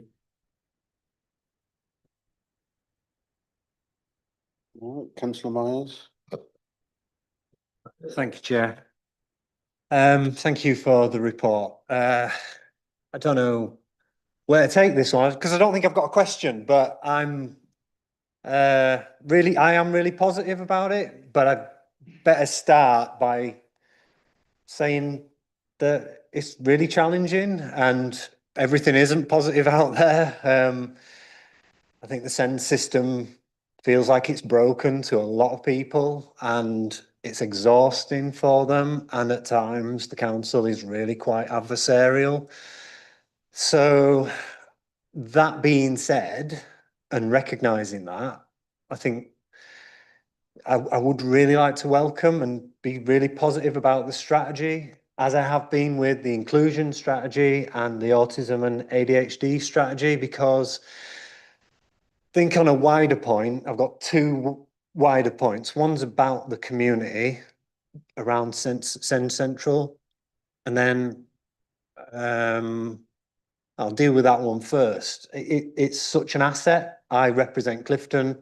I go to Send Central quite often. I know lots of the organisations that work from there or refer into there, and it's a massive success, and it's doing what it absolutely should be doing for the city, but it's also such an asset to my community. 10 years ago, I'd be keen to remind everybody that government policies meant that Sure Start centres that were purpose built were being mothballed by their hundreds, thousands across the country. And as a representative in Clifton, we were passing keys round to volunteers to keep local services in there. No front door, you've just got to be there at the time, get it open, get some people in, do a session, lock up after you. And to come to where we are now, having gone through that, is amazing. I can't welcome it enough. It's brilliant. So the local community is well behind it. And the manager there, Claire's fantastic, plays a part in local community stakeholder partnerships that we build. She comes along, she's got a point of view. It's really welcome. So that's the community angle. I've not got a question. I'm going to carry on and say there's another wider point. I do really welcome the strategy. I hope it works to make Sen Central a centre of excellence for reaching adulthood. What's the word? PFA.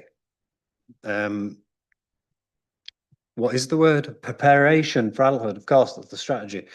To make it a centre of excellence is really key. I hope that happens. The wider point that I'd like to make again, though, is about the direction of travel. We're in a really progressive council, and I've got to say it. I worry for local authorities around the country that aren't doing this type of work to try to pull their services together to improve them, to improve outcomes.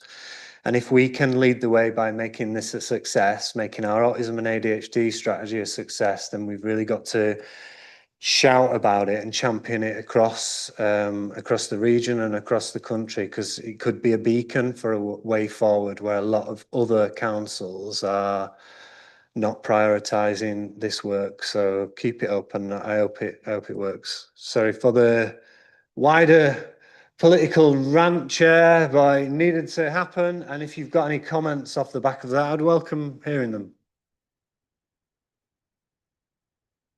Thank you. That was a really good feedback. It's really, really good to hear that the community are really behind Sen Central as well. It's really good feedback to receive. I just thought to mention that we are the PFA team in York are part of there's a working group led by the research led by Social Care Institute of Excellence, the SCI. So we're part of that group, and we have had a lot of interest in the development of Sen Central. So that is it's regional, it's not national. So we're definitely hearing that we're being asked to come there and be part of task and finish groups to share what we're doing and inform regionally, to lead regionally in what that looks like for us. So yeah, what I would say as well is that in terms of the positioning of York, we've very fortunate that there's a lot of innovation taking place, and we're very fortunate in two corporate directors who are out there as well, making that very visible for the city in Sarah and Martin. And they work increasingly closely together to ensure that they're using their voices outside the city.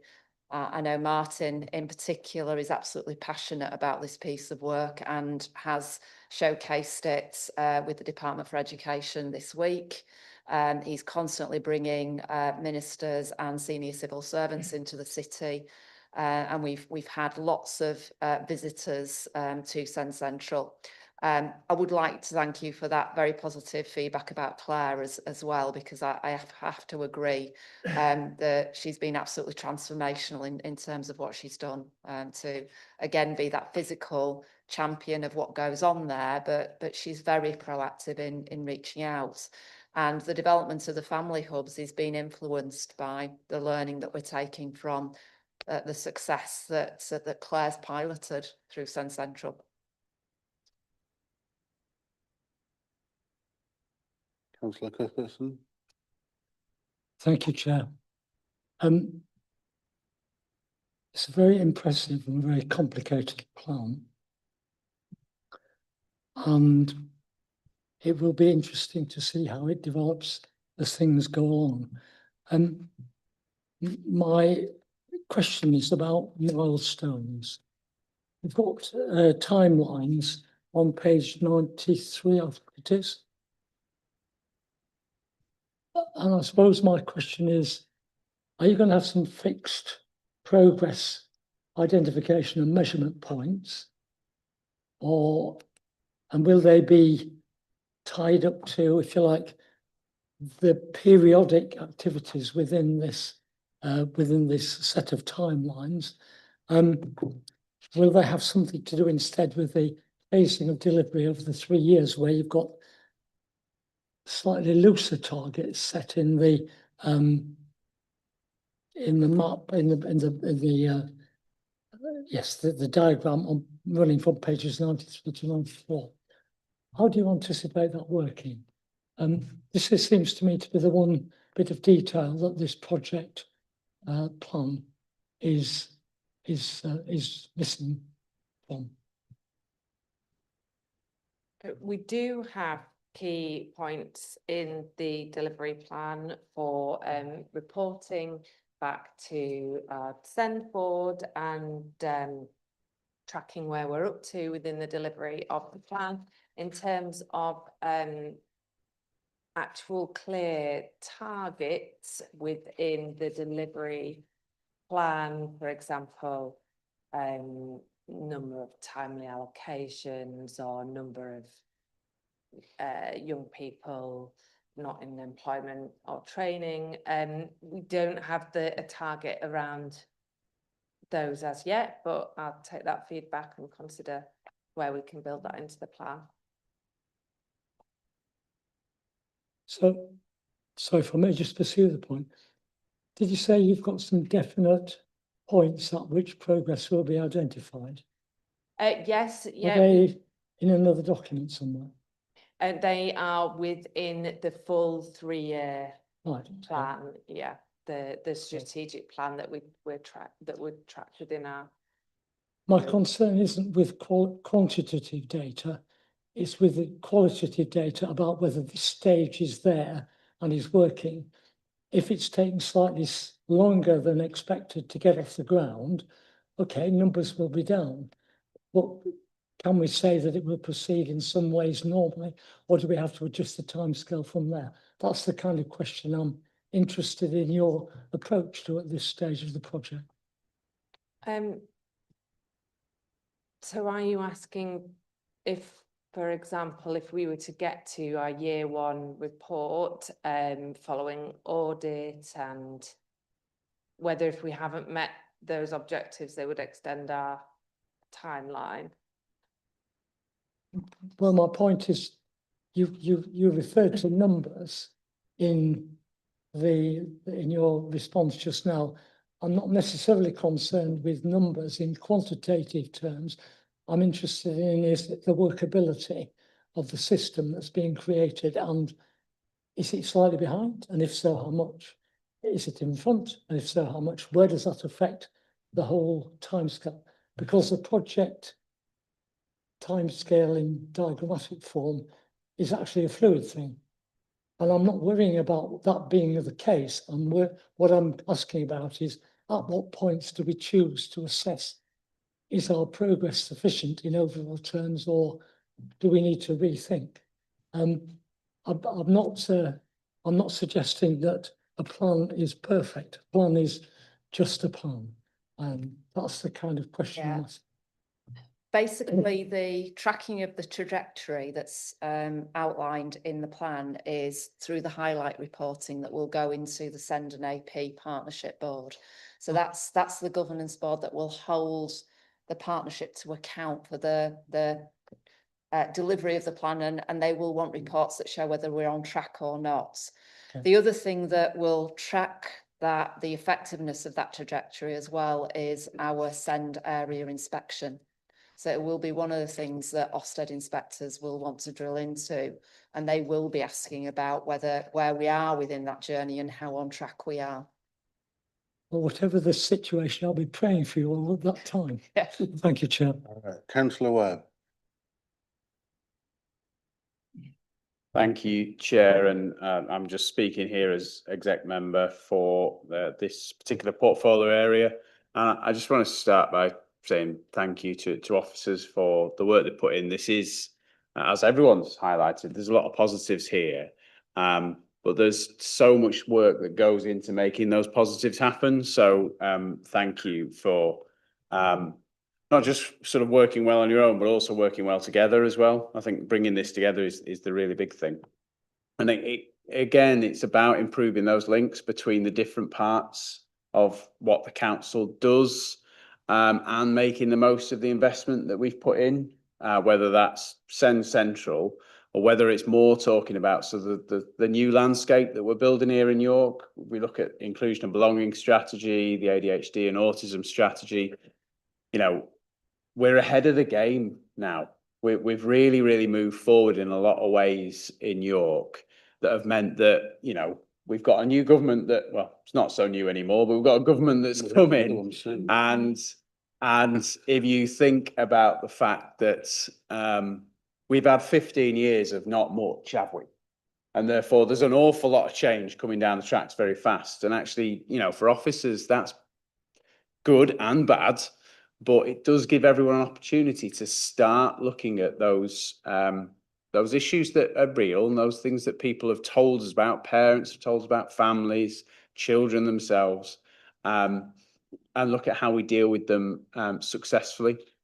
And I think what everyone's talked to us about, the fact that we need to bring decision making earlier, but also information earlier, opportunities to have soft discussions earlier for children and families, and that's really important. Just a couple of things that I wanted to highlight from the report that haven't really been mentioned too much. One is the wider curriculum review. That is something that has got to hopefully play into what we're talking about here. I'm heartened by potentially various curriculum choices that have happened in Manchester recently that might, you know, who knows if they'll affect things going forwards. But there's been some positives, haven't there, that we need to think about. And we need to make sure that those curriculum reviews in school make children feel like they are included and that they have a chance to be successful. The other big one for me is supported internships. This is supporting young people with often complex needs into employment, training, and opportunities that I don't think a lot of people would expect. And it's fantastic. And it's any opportunity that any of us have, talking to businesses in our communities, talking to organisations about how they could help. Have they thought about supported internships? Because there's a whole package of support that comes for the business, for the organisation, but it is something that can really make a difference for some young people. So I just wanted to flag that. And then finally, for me, I'd echo what Councillor Myers said really about the fact that some other authorities are sadly set to change direction away from this progressive work. And I think, you know, I'm sorry, I can't remember who said it earlier on, but slowing down to make good decisions, right? That means you do that, you make that good decision, and that affects a young person and an adult for the rest of their life, potentially. And so if we don't get this right, we don't do this now and make good decisions slowly and effectively, it does impact on a particular child, and they only get one chance. So it's so important that this is done well. I know it will be, and I think, you know, Scrutiny play a role in that, actually sort of making sure that that is done well, because it's one of those things that can easily be missed in a council that does so many things, but it's hugely important for our children and families. So it's a really good piece of work, and I just wanted the opportunity to sort of celebrate what we've done here. So thank you all. Thank you. Right, thank you for that. We're asked to make some. Well, so do we go for option 1 or option 2?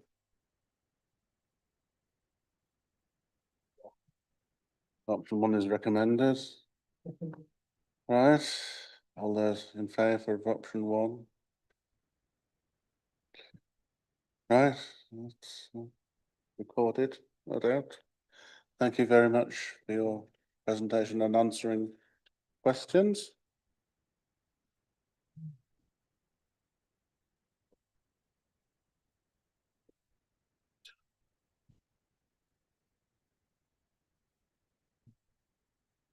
Right, that brings us on to the item 8 work plan.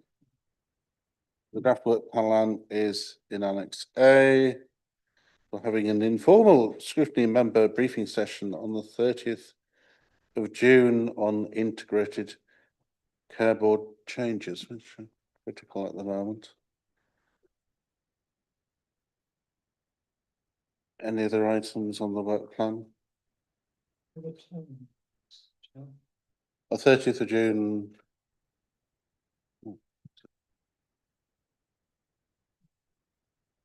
It was in the diary. There's quite a lot of meetings coming in. 7:30? Sorry, 5:30. 17. 7:30. So it's 5:30. Right. I might just to highlight, Chair, the remit of the Adult Social Care Finance Joint Task and Finish Group Yes, in the Annex last B. page. Just for information only, as the Corporate Scrutiny Committee is the parent committee.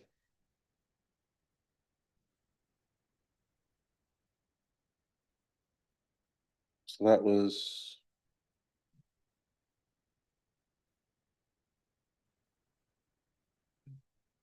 So we're agreeing the remit. It's just remember, it's just to note and be aware it's there, but it's been agreed by Corporate Yes. Scrutiny. So. Right, so we're just noting that. And there's a meeting tomorrow online for the Task and Finish group for housing repairs. Very exciting. Any other item on the work plan? Councillor Rose? Yeah, it's just a tiny note that on the Constitution Working Group yesterday, we discussed the York Youth Council and what more we think might be possible for engagement as part of public participation. So I know that it's not currently on the list of task and finish groups. I don't know if there's intent to flesh that out, but I think it will be something that comes down the road either way. Okay, we can look at that because it was raised this time last year as a subject for discussion. So someone wishes to take the lead on that, I'm sure they're that would be most welcome. Right. Anything else we have to sign off on the work plan? Yes, you're Councillor Webb. Thank you, Chair. It was on the task and finish remit for the adult social care finance thing. Alright. Just at the very end of that, it talks about proposed timescales. And I just wondered if members of that group had sort of sought whether that very last paragraph at the latest report would need to be considered by the corporate scrutiny meeting at its scheduled meeting on the 18th of January. Papers for this meeting will be published on the 8th of January. Are members and officers happy with putting forward potential budget proposals for, February's budget council on the 18th of January? I don't see how that will work from a practical point of view. That was my only question. I haven't heard anything to the contrary. That's all I can say. I can ask, but I am on that working group and it is happening. And I've no doubt that the working group are happy with the yeah, I know, timescale. when they report. It's whether there's enough time built in for officers and members and executive to actually then look at that and make any meaningful adjustments to what could be the budget proposals. The chair of that group is Councillor Nichols, so he needs to be asked. Which does this group want to do that, or do you want me to do that? Well, you could ask Councillor Burton, who's vice chair as well. So. And John's on it too. Right. Oh. I'll be quiet. I'll leave that one to you lot then, but I'll just sort of, just thought I'd raise it. But as it's set up by corporate scrutiny, it's rather outside of our suzerainty.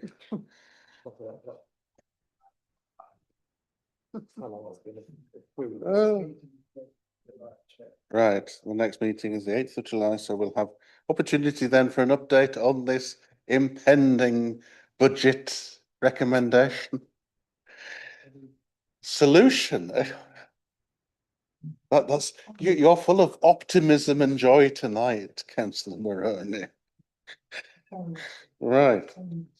Okay, right, and I've not been informed of any urgent business, therefore I'll bring the meeting to a close. Thank you very much.